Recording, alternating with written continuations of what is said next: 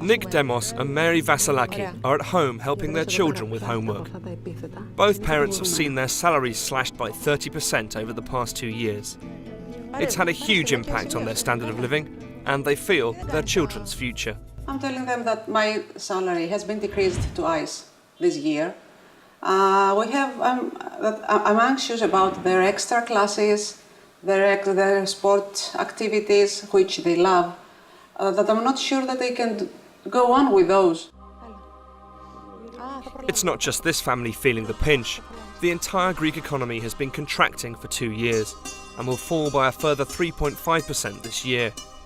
Overall unemployment is 16%, 42% for the young.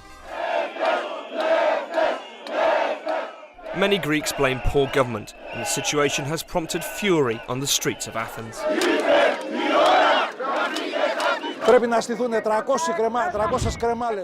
There should be 300 gallows built outside the parliament, and we should hang all of them and their families because of treachery. They just steal and rob. They govern this country with lies and fraud. They deserve nothing else than the gallows. Corruption and tax evasion are widespread, with as much as 30% of GDP undeclared. On average, every Greek paid $1,800 in bribes last year.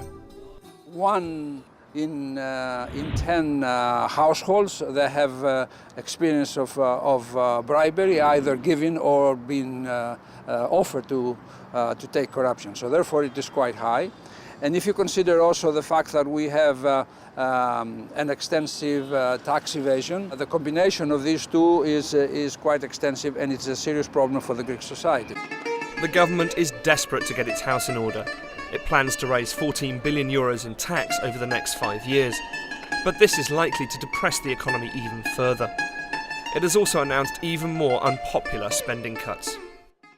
It's gone through a period of what's called reform fatigue. The average individual Greek has lived through the pain of the initial austerity measures, is then told that there must be further reform and more austerity. The austerity measures already imposed on Greece have seen its economy stagger, and it has a Herculean task ahead. Debt is set to hit 150% of GDP by the end of this year. Even if they brought the deficit down to zero, even if they no longer had to borrow any money, they would still have to carry those 160%. And I'll make a simple arithmetic, give you an example. Let's say they get money reasonably cheap at 10%. Which government in the world can pay 16% of GDP just to service the debt? And what government in the world would buy that debt? Ratings agencies already assuming Greece will default have seriously downgraded the country. Standard & Poor's has given Greek debt a CCC rating, the lowest in the world, even lower than junk status. The Greek government's 2-year borrowing cost has climbed relentlessly in the past 8 months. It would now have to pay over 26% interest a year, so borrowing from the market is no longer an option. I think we have an issue of time.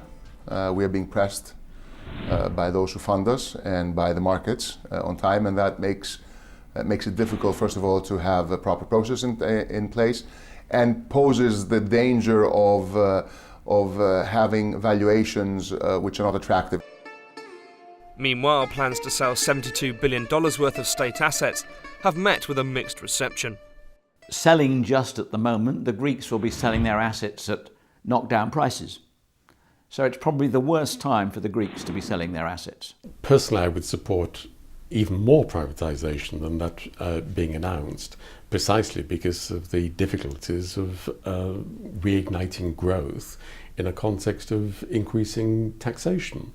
So privatisation and other structural reforms can lay the basis for an economic recovery. Recovery that looks increasingly unlikely. Now, 1 year after receiving the biggest bailout in Western history, €110 billion in emergency loans, a second, even larger bailout is being proposed.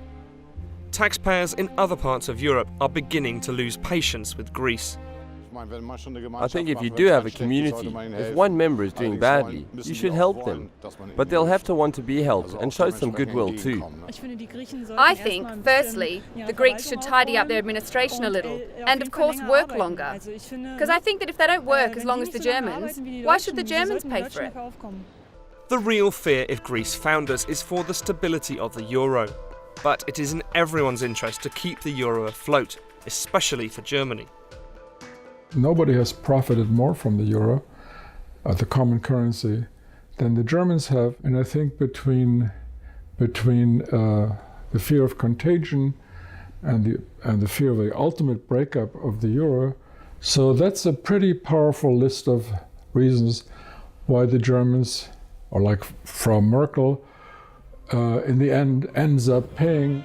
If Greece defaults or leaves the euro, it could set off an investor panic, with traders selling not just the bonds of countries struggling with debt, like Portugal, Ireland, Spain and Italy, but also unloading assets in America and emerging markets.